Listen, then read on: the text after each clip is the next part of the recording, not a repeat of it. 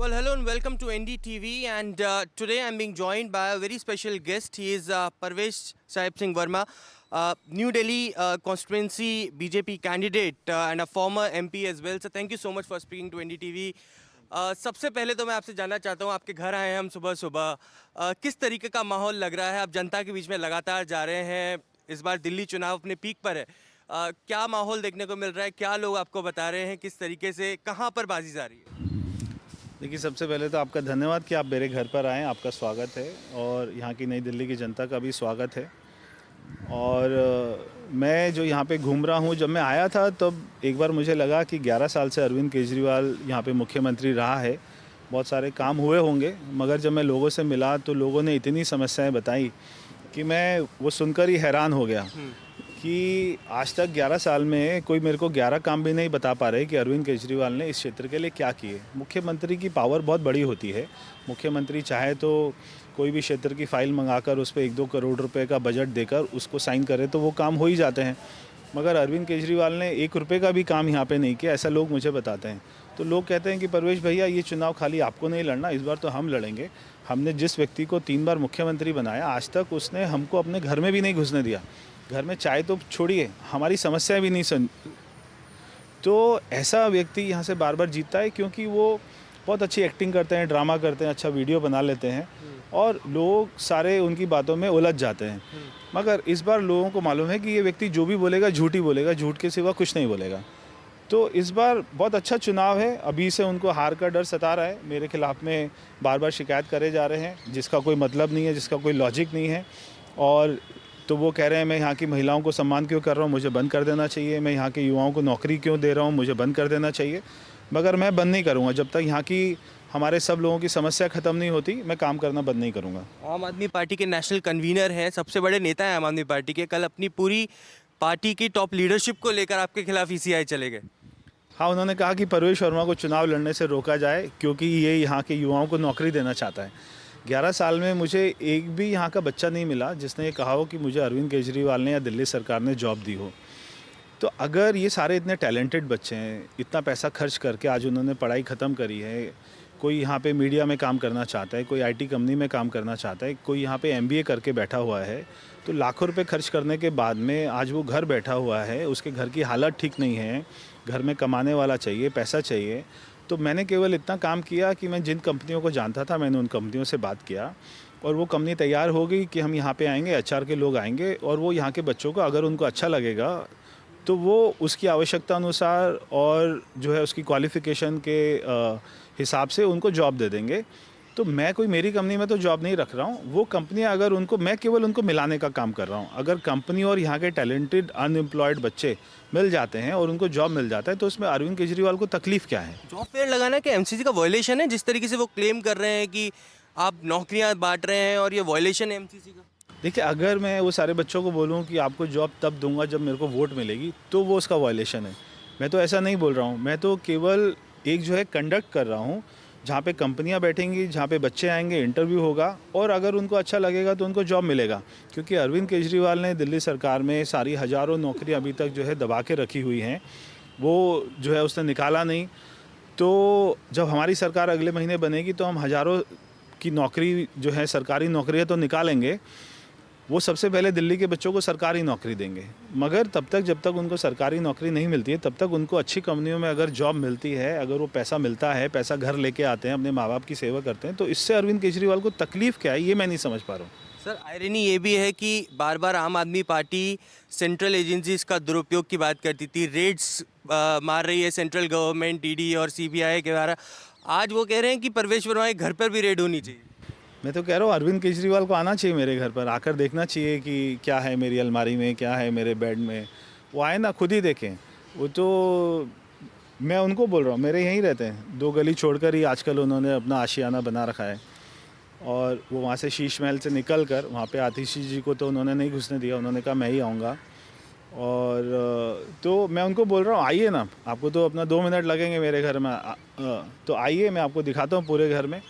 और तो वो जो मैंने कहा कि पूरा सारा नैरेटिव को चेंज करना चाह रहे हैं दूसरी डायरेक्शन में। उनको मालूम है कि हार साफ दिख रही है, यहाँ से नई दिल्ली से उनकी जमानत जब्त होने वाली है और सुनने में तो आ रहा है कि वो किसी दूसरी सीट पे भी जा सकते हैं। अच्छा, 2 सीट्स पे भी लड़ सकते हैं, ये भी सुनने में। हाँ, तो ये आ रहा है सुनने में कि कल मैं देख रहा था न्यूज़ में, तो वो आ रहा था कि 2 सीट पे लड़ सकते हैं। मुझे भी कुछ लोगों ने बताया कि वो जो है दूसरी सीट को ढूंढ रहे हैं कि कोई अपना व्यक्ति से उनका कैंडिडेचर को विड्रॉल कराएं, उसका नाम काटे और वो किसी ऐसी सीट पे जाएं जहाँ पे हिंदू वोट कम हो और जो है बाकी वोट ज़्यादा हो, जहाँ पे वो जो है ना जीत जाएं। तो ऐसी वो सीट ढूंढ रहे हैं, अभी तक उनको मिल नहीं रही, जैसे मिल जाएगी भाग जाएंगे। सर, वोट कम ज़्यादा की बात करी, एडिशन डिलीशन ऑफ वोटर्स भी बड़ा मुद्दा बन चुका है इस बार। कह रहे हैं कि आप लोगों ने यूपी बिहार के पूर्वांचलियों को लाकर यहाँ पर वोटर लिस्ट में ऐड करवा दिया है। किस तरीके से देखते हैं इस तरीके के क्लेम्स को सर? देखिए, कल उन्होंने जाटों को गाली दी, जाट समाज को गाली दी, कल उन्होंने पूर्वांचल के लोगों को फिर से गाली दी। पहले कहते थे वो आते हैं दिल्ली में इलाज कराने के लिए और भाग जाते हैं, फिर उन्होंने कहा यहाँ पे फर्जी वोटर हैं, सारे बाहर से आते हैं, फर्जी वोट डालते हैं। तो ऐसे पूर्वांचल समाज को फर्जी बोलना, ये उनको शोभा नहीं देता जिन लोगों ने उनको 3 बार से मुख्यमंत्री बनाया। तो दूसरा, वो जो कह रहे हैं कि वोट कट रहे, घट रहे, बढ़ रहे हैं, अरे भाई, यहाँ पे 11 साल से तो आप ही मुख्यमंत्री हैं, मैं तो 15 दिन पहले ही आया हूँ। तो 15 दिन में कोई भी इतना तो समझ होना चाहिए कि वोट को बनाना घटाना कोई आसान काम नहीं है। आपका यहाँ पे एड्रेस होना चाहिए, एड्रेस प्रूफ होना चाहिए, बिजली का बिल होना चाहिए, रजिस्ट्री होनी चाहिए, आपका राशन कार्ड होना चाहिए, पासपोर्ट होना चाहिए, उसके बाद में किसी आदमी का नाम उसमें ऐड होता है। तो मैं 15 दिन में हज़ारों लोगों का नाम कैसे ऐसे ऐड करा सकता हूँ? ये सारी चीज़ें डॉक्यूमेंट कहाँ से ला सकता हूँ? उसके बाद में इलेक्शन कमीशन जाता है, उसको पर्सनली वेरीफाई करता है, फिज़िकली वेरीफाई करता है। जब देखता है कि ये सारे डॉक्यूमेंट है, आदमी अंदर रह रहा है, तभी उसका नाम ऐड होता है। या वो देखता है आदमी नहीं है, मकान नहीं है, तो उसका नाम कट जाता है। अब ये सारे हज़ारों का तादाद में मेरे पास इतना समय भी नहीं है, मैं तो यहाँ की जनता से मिल रहा हूँ, तो उनको ये लग रहा है। और 11 साल में पीछे मैं देख रहा था, जो था इलेक्शन 2020 का, उसमें यहाँ पे वोट था 1,46,000 और अभी वोट है 1,09,000 और उसमें से भी 20,000 वोट तो नया है, यानी कि 60,000 वोट यहाँ पे पिछले 5 साल में कट चुका है। अब वो 60,000 किसने कटवाया? मैं तो नहीं था यहाँ पे, ये तो वही थे अरविंद केजरीवाल। तो मैं ये आरोप नहीं लगा रहा कि वो 60,000 वोट किसने कटाया। मैं तो इलेक्शन लड़ने आया हूँ, यहाँ की जनता के सामने अपने मुद्दे बताने आया हूँ, उनकी नाकामियाँ बताएंगे। और मैं नहीं बता रहा, जनता ही बता रही है, तो उनकी तकलीफ़ें सुनूंगा, अपना मैनिफेस्टो बताऊंगा और काम कराऊंगा। अब जनता का जो भी मैंडेट हो उनको स्वीकार करना चाहिए।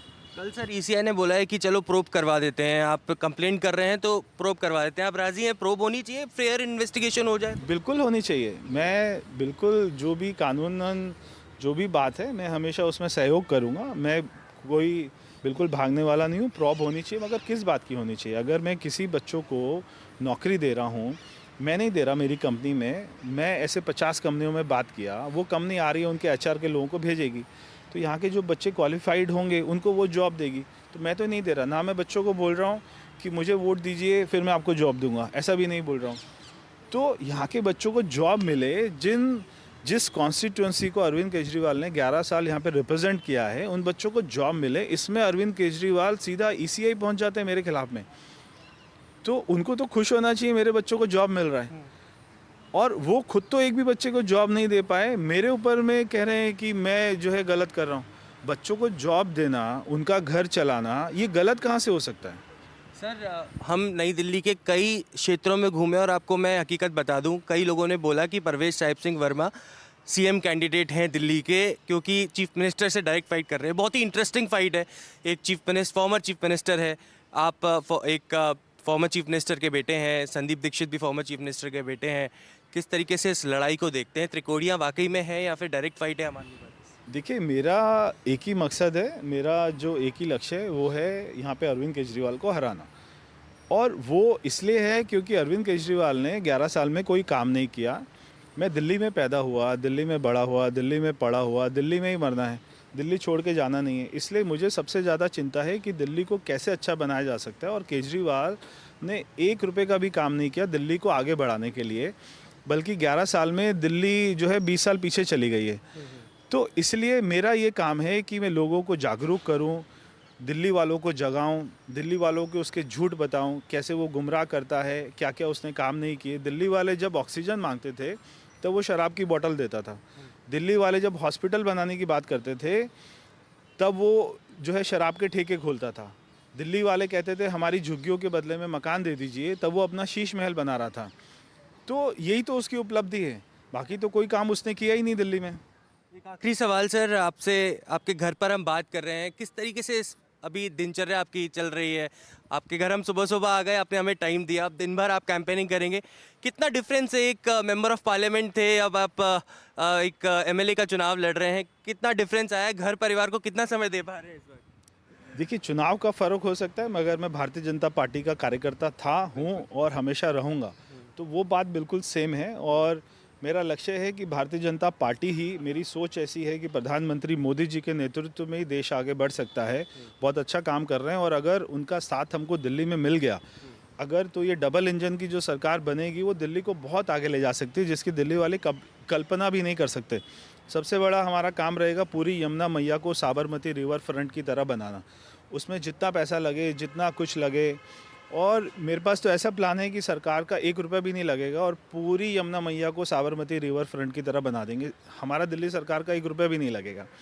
मगर एक बार हमें मौका मिलेगा तो दिल्ली में बहुत सारे कॉलेजेस बनाने हैं, यूनिवर्सिटी बनाने हैं, स्पोर्ट्स यूनिवर्सिटी बनानी है, जो केवल आज की डेट में कागज़ पे चल रही है। दिल्ली में युवाओं को रोज़गार देना है, सारी झुग्गी वालियों को पक्का उसी स्थान पर ही मकान देना है, उनको मालिकाना हक देना है, चाबी देनी है। तो बहुत सारे काम करने हैं, पेंशन ठीक करना है, सारे जो हमारे बुजुर्ग लोग हैं उनको पेंशन देना है, गाँव में कॉलोनियों में सीवर बिल्कुल ख़राब है, सड़कें बिल्कुल ख़राब हैं, उन सबको ठीक करना है। और हमको जगह जगह पे कम्युनिटी सेंटर बनाने हैं, RWA को मदद करनी है, बहुत सारे काम करने हैं। तो शायद ये जो है सारे काम करने के लिए भगवान ने हमें ही रखा हो। फ्रीबीज वर्सेस फ्रीबीज फाइट को कैसे देखते हैं? मेरा आखिरी सवाल, क्योंकि लगातार एक पार्टी कुछ प्रॉमिस करती है, उसके बाद दूसरी पार्टी कुछ प्रॉमिस करती है, तीसरी पार्टी कुछ प्रॉमिस कर रही है। कल बजट में भी बोला गया कि बजट बहुत इस पे इम्पैक्ट करता है। आपको क्या लगता है, इसका क्या एनालिसिस है? देखिए, फ्रीबीज बोलना एक अलग बात है, उसको करना एक अलग बात है। केजरीवाल उसको बोलते रहते हैं, करते नहीं हैं।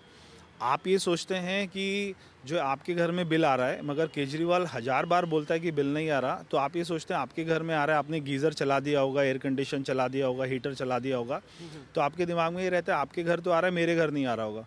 मेरे को लगता है मेरे घर आ रहा होगा, उसके घर नहीं आ रहा होगा। जब सीएम 1000 बार बोल रहा है और 4 व्यक्तियों को दिखा देता है, तो हमको लगता है कि हमारे घर आ रहा है, बाकियों के घर नहीं आ रहा होगा। मगर असलियत ये है कि जब आप ऐसे पब्लिक में पूछते हो तो सारे हाथ खड़ा कर देते हैं कि उनके घर में बिजली के बिल आ रहे हैं। तो यही हाल है पानी का, किसी के घर में साफ पानी नहीं आ रहा। यही हाल है महिलाओं की बस का, जो आज हमारी बस की संख्या 15,000 होनी चाहिए, वो केवल दिल्ली में 2,000 है। यानी कि केजरीवाल ने, शीला दीक्षित जी के समय में 8,000 थी बस, आज वो हो गई 2,000, तो उनको घटा दिया। अब गांव में, कॉलोनियों में, सारे इलाकों में बस ही नहीं पहुंचती है तो फ्री कैसे मिलेगी? तो बोलना अलग बात है, करना अलग बात है। तो हमने कहा है कि हम आएंगे, मोदी जी को लगेगा कि एक अच्छी सरकार बनी है, जो कोई शराब के ठेकों नहीं खोलेगी, जो अपना शीश महल नहीं बनाएगी, जो केवल काम करेगी, तो मोदी जी हमको पैसा देंगे, पैसा लेके आएंगे। और जितना काम होगा सीधा, हमारी संख्या जो है ये वाली बस की 2,000, उसको सीधा 15,000 करना है, ताकि हर गांव में, कॉलोनी में एक दिन में 5-5 बार वहाँ पे बसें जाएं। महिला खड़ी हो बस स्टॉप पे तो बस उसको रुक जाए, उनको फ्री की यात्रा मिले, सारे बुजुर्गों को फ्री की यात्रा मिले। तो बहुत सारे काम दिल्ली में हमें करने हैं। बस जो है 8 फरवरी को हमारी सरकार बन रही है, हमारा मुख्यमंत्री बनेगा। और मैंने ये भी कहा है कि मुख्यमंत्री बनेगा तो वो शीश महल नहीं जाएगा, वो अपना जो है नॉर्मल से घर में रहेगा। शीश महल को तो हम सारे दिल्ली की और देश की जनता दर्शन के लिए खोलेंगे। म्यूजियम बना देंगे आप उसको। Sir, thank you so much for speaking to us. So that was BJP candidate from New Delhi, Parvesh Sahib Singh Verma, presenting his views, his vision for the New Delhi constituency, and had been attacking the Aam Aadmi Party for their work that they have not done as promised by them, and clearly taking New Delhi constituency ahead. His fight is against Arvind Kejriwal and Sandeep Dixit in New Delhi. This is Aishwarya Jain for New Delhi. Thank you so much for watching.